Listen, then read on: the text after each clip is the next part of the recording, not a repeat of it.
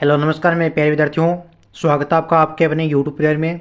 तो जो भी विद्यार्थी इस बार बीएसटीसी एग्ज़ाम और पीटीटी एग्ज़ाम 2024 की तैयारी कर रहा है, तो विद्यार्थियों क्लास है वो हमारी बड़ी इंपॉर्टेंट है, पूरा जरूर देखना। लास्ट में आपको कमेंट करना है कि कितने क्वेश्चन है जो आपके सही होते हैं और कितने गलत होते हैं। ठीक है दोस्तों, तो हम नए जीके के अनुसार पढ़ रहे हैं, सारे क्वेश्चन हमारे यहाँ पर इस क्लास के अंदर इंपॉर्टेंट रहेंगे। और जो आपका बीएसटीसी का पेपर है वो पूरा का पूरा यहीं से छपेगा। तो आपके एग्ज़ाम में आने वाले हैं सभी प्रश्न।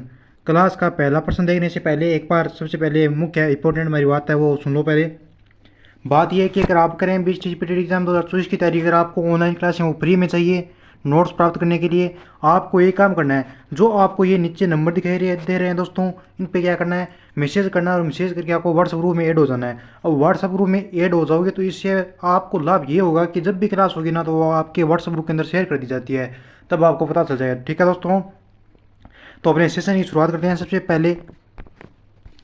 पहले पढ़ेंगे अपने एक नंबर क्वेश्चन को। पहला प्रश्न देखिए, स्क्रीन के सामने आपको दे रखा है। क्वेश्चन क्या है हमारा? क्वेश्चन है कि राजस्थान के गठन के समय जिलों की संख्या थी, यानी राजस्थान का जब गठन हुआ था उस टाइम आपके जिलों की संख्या कितनी थी। क्वेश्चन हमारा ये है, ऑप्शन 26, 24 और 23 और 33। सबसे पहले बताइए कि राजस्थान का गठन हुआ था कब हुआ था? वो हुआ था आपका 1949 में। कब हुआ भाई? 1949 में आपका राजस्थान का गठन हुआ। ठीक है, कब हुआ? 1949 के अंदर। तो यहाँ पे पूछा आपसे कि 1949 में राजस्थान का गठन हुआ था, उसी में जिलों की संख्या कितनी थी? ऑप्शन 26, 24, 23 या 33।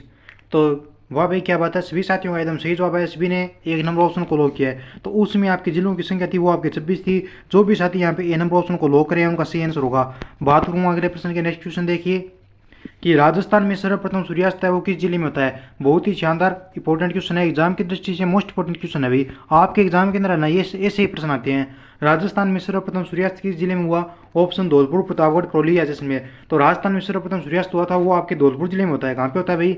धौलपुर जिले में होते हैं। जो भी साथी ए नंबर ऑप्शन को लॉक करें उनका सही आंसर होगा।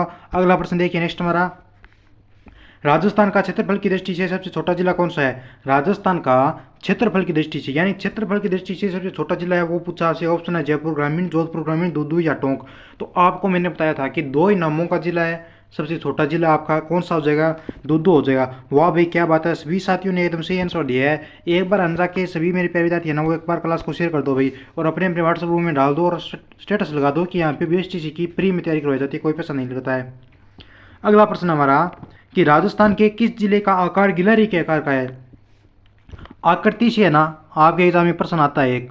किससे भाई? आकृति से एक प्रश्न पक्का आता है। कितना प्रश्न? एक पक्का आता है आकृति से, चाहे आपका जीके में हो या फिर आपका रीजनिंग में हो। ठीक है, तो यहाँ पे आपसे पूछा है कि गिलहरी के आकार का कौन सा जिला है, तो वो हो जाएगा आपका क्या भरतपुर है?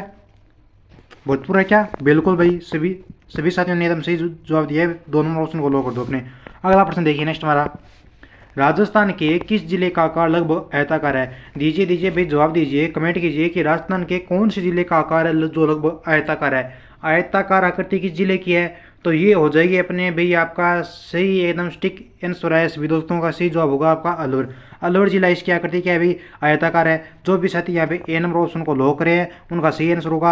आगे बढ़िए अगला प्रश्न देखिए। सर जी ये तो क्वेश्चन बहुत ही इजी नॉर्मल है। हाँ भाई आपके बीएसटीसी के एग्जाम में ना इसी प्रश्न छपेंगे, थोड़ा पीटीटी है ना तो उसमें थोड़ा क्या इससे थोड़े कठिन क्वेश्चन है वो पूछ देते हैं। राजस्थान की कुल स्थलीय सीमा की लंबाई कितनी है? ऑप्शन ए 1070 किलोमीटर, 826, कुल 620 या 869।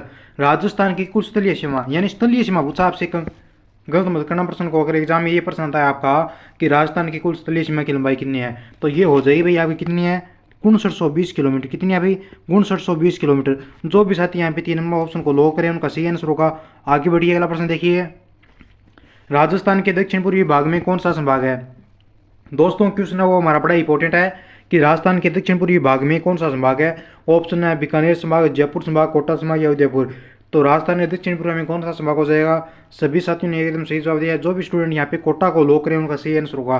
दक्षिण पूर्वी भाग में अगर संभाग पूछ लिया जाए आपसे तो वो होगा आपका कोटा संभाग। 3 नंबर ऑप्शन को लॉक करो मेरे प्यारे विद्यार्थियों। अगला प्रश्न देखिए हमारा नेक्स्ट, निम्न में से कौन सा जिला भरतपुर संभाग में नहीं है? देखो भाई आपके नए जिले चयन हो चुके हैं और हम पढ़ रहे हैं जीके। कौन सा जीके पढ़ रहे हैं अपन पढ़ रहे हैं मेरे प्यारे विद्यार्थियों न्यू जीके। ठीक है, तो यहाँ पे आपसे क्वेश्चन पूछा है कि निम्न में से कौन सा जिला जो भरतपुर संभाग में नहीं है। ऑप्शन करौली, धौलपुर, सवाई माधोपुर या अलवर। दीजिए भाई जवाब दीजिए कि निम्न में से कौन सा जिला जो आपका भरतपुर संभाग में नहीं है, तो ये हो जाएगा आपका अलवर जिला। कौन सा है भाई? अलवर जिला है जो आपका भरतपुर संभाग में नहीं है। बाकी करौली, धौलपुर और सवाईमाधोपुर ये कहाँ पे? ये तीनों आपके भरतपुर संभाग में है। ठीक है, सही जवाब होगा आपका 4 नंबर ऑप्शन। अगला प्रश्न देखिए, क्षेत्रफल की दृष्टि से भारत का सबसे बड़ा राज्य कौन सा है? ये प्रश्न भी आपके एग्जाम में पूछा गया हो तो कि क्षेत्रफल की दृष्टि से भारत का सबसे बड़ा राज्य कौन सा है? ये पीटीटी में पूछा गया है भाई। ठीक है, कहाँ पे पूछा गया है? अरे घबराइए मत, ये प्रश्न नहीं आएगा आपके बीएसटीसी वालों, ये पीटीटी का है प्रश्न। क्षेत्रफल की दृष्टि से भारत का सबसे बड़ा राज्य कौन सा है? उत्तर प्रदेश, मध्य प्रदेश, राजस्थान या हरियाणा? तो क्षेत्रफल की दृष्टि से भारत का सबसे बड़ा राज्य है राजस्थान। ठीक है, कौन सा हो जाएगा? राजस्थान। 3 नंबर ऑप्शन को लॉक करेंगे अपन यहाँ पे। ठीक है, आगे बढ़िए। बूंदी में स्थित रानी जी की बावड़ी का निर्माण किसने करवाया? ऑप्शन रानी नाथावती ने, रानी विजया देवी ने, गायत्री ने, और 4 नंबर ऑप्शन में यहाँ पे देता हूँ कौन सा भाई? रानी पद्मावती, रानी पद्मिनी। तो बूंदी में स्थित है रानी जी की बावड़ी का निर्माण किसने करवाया? ये करवाया था आपका रानी नाथावती ने। ठीक है, 1 नंबर ऑप्शन आपका यहाँ पे सही आंसर होगा। ठीक है दोस्तों, अगला प्रश्न। अगला क्वेश्चन देखिए, हमारा बड़ा ही शानदार इंपॉर्टेंट है कि आई माता का मंदिर है ये किस जिले में स्थित है? ऑप्शन जोधपुर ग्रामीण, जयपुर ग्रामीण, दूदू या अलवर। आई माता का मंदिर किस जिले में स्थित है? बताइए भाई, आंसर दीजिए। सही उत्तर दो भाई, सही जवाब दो कि आई माता का मंदिर है किस जिले में स्थित है। तो ये आपका जोधपुर ग्रामीण है। अगर बात करूँ मैं आपकी कि आई माता का मंदिर जोधपुर ग्रामीण में है, जोधपुर ग्रामीण में है कहाँ पे? तो याद रखना मेरे प्यारे साथियों, आई माता का ये आपका मंदिर है, ये आपका जोधपुर ग्रामीण के अंदर होगा, आपका बिलाड़ा में। कहाँ पे भाई? बिलाड़ा में हो जाएगा। ठीक है, आपका सही आंसर होगा बिलाड़ा, जोधपुर ग्रामीण। अगला प्रश्न देखिए, मूसी महारानी की छतरी किस जिले में स्थित है? बहुत ही शानदार लाजवाब क्वेश्चन है, एग्जाम की दृष्टि से मोस्ट इंपॉर्टेंट क्वेश्चन है भाई ये आपका। तो प्यारे विद्यार्थियों, सही आंसर देना, क्वेश्चन को गलत मत करना कि मूसी महारानी की छतरी है ये कौन से जिले में स्थित है? तो ये हो जाएगी आप, ये कौन से में होगी भाई? सही आंसर दो सर जी, अलवर को लॉक करो। वाह भाई मेरे प्यारे स्कूल, क्या है ये? ले मैंने तेरे कहने पे अलवर को लॉक कर दिया और सही जवाब है बिल्कुल भाई। 4 नंबर ऑप्शन हमारा यहाँ पे एकदम सही आंसर होगा। ठीक है, अगला प्रश्न, टोटगढ़ किला कहाँ स्थित है भाई? ऑप्शन ब्यावर, भरतपुर, अजमेर या बूंदी। देखो दोस्तों, बीएसटीसी का एग्जाम है ना जो आपका, उसमें ऐसे ही क्वेश्चन पूछे जाते हैं और यही प्रश्न आपके बीएसटीसी के एग्जाम में आए हैं। तो इसलिए आपको सबसे पहले ग्रुप को ज्वाइन करना है और रेगुलर क्लास को अटेंड करना है। ठीक है, यहाँ पे आपकी रोज की 10 मिनट खराब होती है, तो ये कोई खराब नहीं होगी 10 मिनट। ठीक है, 10-20 मिनट है ना, ये जो आपकी क्लास की है ये आपका सिलेक्शन दिलाएगी, क्योंकि राजस्थान जी के और रीजनिंग के बिना तो अपना सिलेक्शन हो ही नहीं पाता है।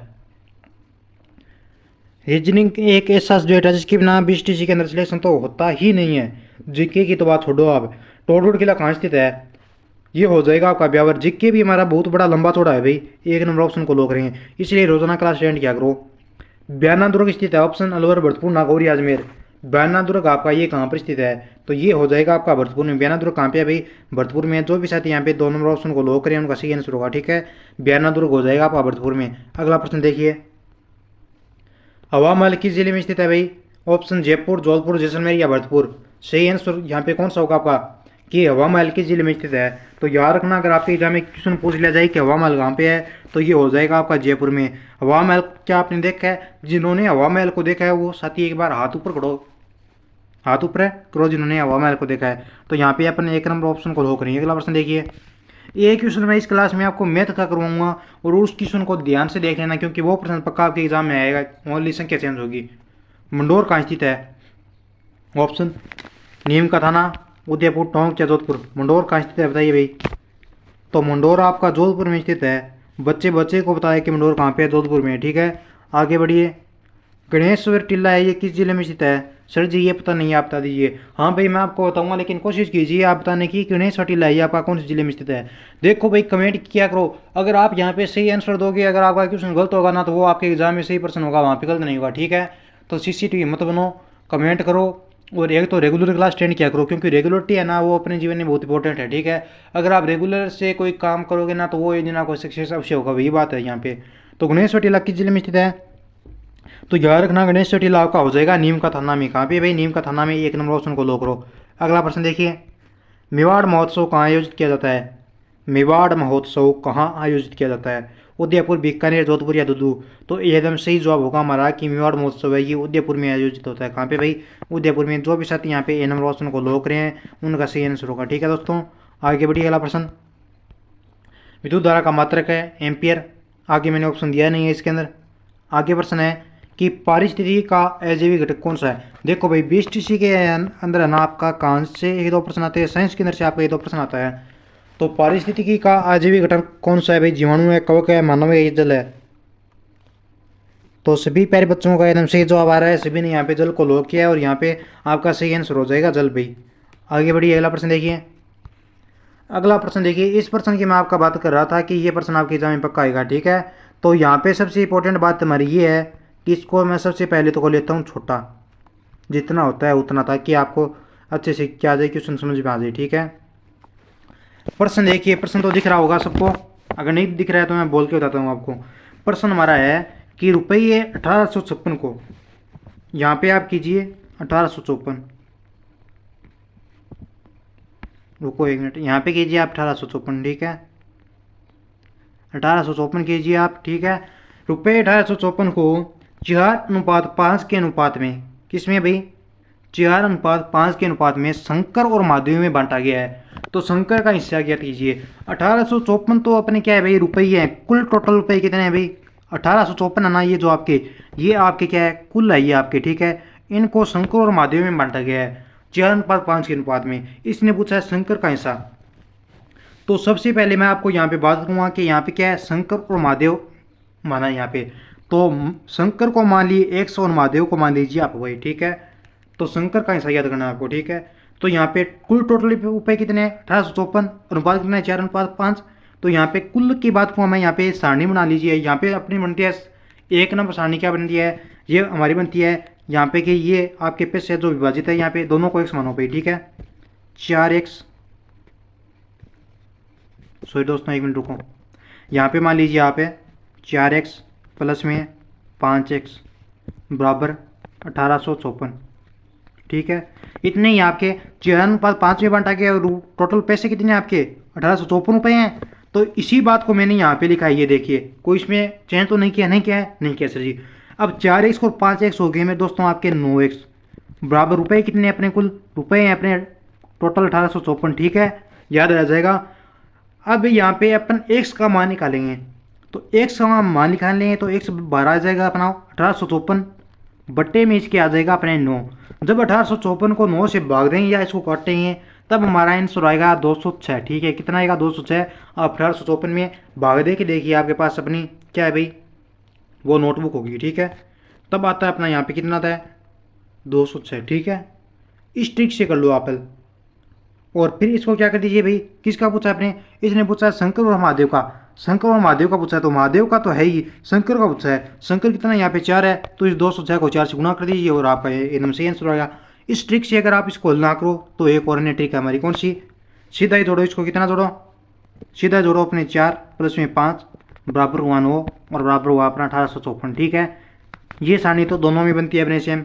अब इसने किसका पूछा, शंकर का हिस्सा ज्ञात करना है अपने को। अगर हमें शंकर का हिस्सा ज्ञात करना है तब यहाँ पे अपन इसको महादेव को बाहर ले लेंगे, ठीक है। महादेव तो अपने ये रहा, ठीक है, या फिर इसको ऐसा ही छोड़ दीजिए बराबर। शंकर का अपन को ज्ञात करना है तो यहाँ पे लिखिए 1854 भाग 9, ज्ञात किसका करना है, शंकर का हिस्सा, तो गुणा कर दीजिए 4, आया आंसर अपना 824। 824 किसमें, एक नंबर ऑप्शन आपका सही आंसर होगा। अगला प्रश्न, इस संभाग जिसके 3 जिले अंतर्राष्ट्रीय सीमा बनाते हैं, यहाँ पे थोड़ा मिस प्रिंटिंग हुआ है, ठीक है।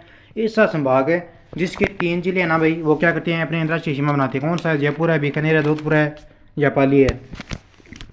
तो ये हो जाएगा आपका बीकानेर संभाग का, जो आपके 3 जिलों की अंतर्राष्ट्रीय सीमा बनाते हैं, ठीक है। अगला प्रश्न, मानसून का प्रवेश वाला संभाग कौन सा है, कितना शानदार लाजवाब प्रश्न है।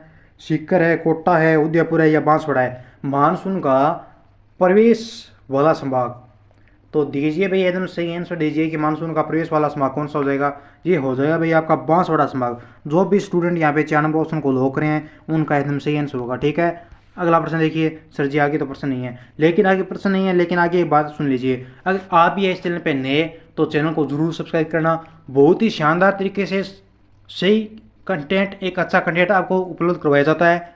रेगुलर आपकी क्लास अटेंड की जाती है, कोई बड़ी क्लास लेती नहीं है, क्योंकि आपको ज़्यादा टाइम खराब नहीं करना है। कम टाइम के अंदर अपन को वही क्वेश्चन पढ़नी जो आपके एग्जाम में आएंगे, ठीक है दोस्तों। तो सबसे पहले तो बात यह है कि ज़्यादा से ज़्यादा रिवीजन कीजिए। अगर आप रिवीजन जितना ज़्यादा करोगे ना, तब आपका सिलेक्शन उतना ही आसान होगा। अगर आपने अभी तक कोई भी प्रकार का व्हाट्सएप ग्रुप ज्वाइन नहीं किया है तो उसके लिए मैं आपको नंबर दे रहा हूँ और व्हाट्सएप ग्रुप को जरूर ज्वाइन करना, ठीक है। नंबर क्या है? नंबर है 90 57 00 1547, ठीक है। अगर अंग्रेजी में बात कहूँ मैं, वैसे कुछ लोग बोलते हैं वैसे, तो ये हो जाएंगे अपने 9057001547, ठीक है दोस्तों। मैसेज कीजिए, ग्रुप ज्वाइन कीजिए और अपनी एक सीट पर कीजिए। मिलते हैं नेक्स्ट वीडियो में। जय हिंद, जय भारत।